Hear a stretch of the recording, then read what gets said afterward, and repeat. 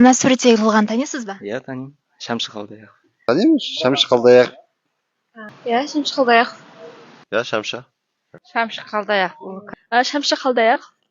Иә, әрине Шәмші Қалдаяқов. Иә, Шәмші Қалдаяқов. Иә, Шәмші Қалдаяқов. Шәмші кім болған, ол туралы не білесіз? Шәмші қазақтың атақты сазгер, композиторы. Композитор. Сазгер, композитор, Қазақстан алты тұлғасы болған ғой. Композитор. Ән жазған. Композитор, әнші.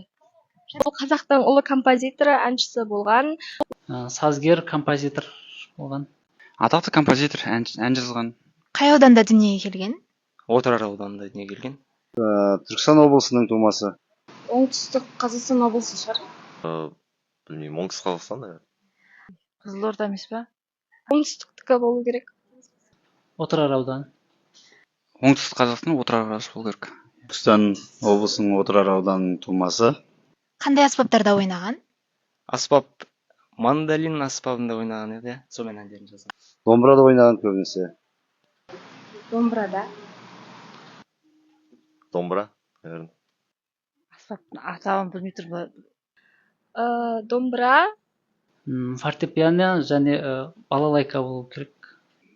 Білмейді екен бұл жағынан. Мандолин, ау деймін, қателеспесем мен. Қаншаға жуық ән жазған деп ойлайсыз? 300-ге жуық әндер бар. 50-ден асатын шығар енді. 30-40 шақты шығар.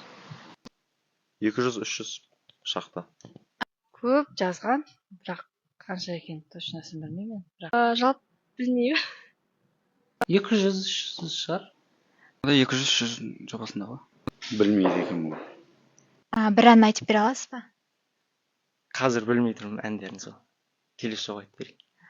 Өзіңмен арыстың, бойында таныстым, жайқаған гүлдей құрбым сен, жағада тұрдың сен.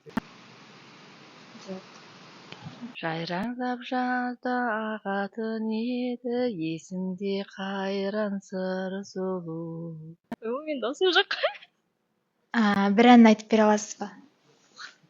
Кешіріңіз, әлі жатқа білмейді екен өлеңді. Бойында арыстың, өзіңмен таныстым, жайқаған гүлдей құрбым сен, жағада тұрдың сен.